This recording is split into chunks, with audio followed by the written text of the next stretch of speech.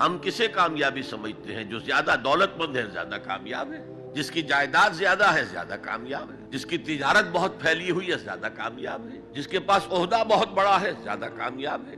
یہی ہمارے کامیابی کے تصورات ہیں۔ ان تمام تصورات کی نفی ہے۔ کامیابی ان چیزوں سے متعلق ہے ہی نہیں۔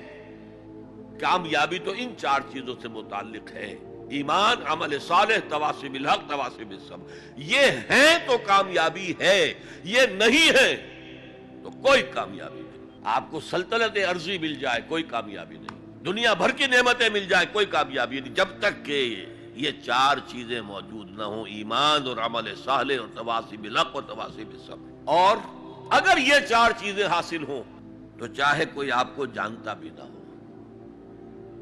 چاہے آپ کسی کٹیا میں رہتے ہو، کوئی محل نہ ہو آپ کے پاس،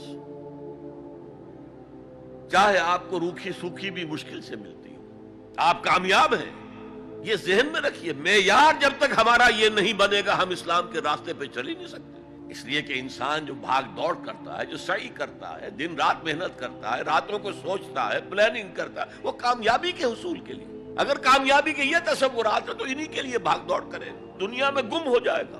یہ معیار ہے در حقیقت، جیسے کہ حضور نے فرمایا صلی اللہ علیہ وسلم کہ بہت سے لوگ ایسے بھی ہوتے ہیں جو اگر کسی محفل میں جانا چاہیں تو بار نہ پا سکیں، انہیں اجازت ہی نہ ملے۔ اگر وہ کہیں رشتہ کرنا چاہیں تو کوئی انہیں رشتہ نہ دے۔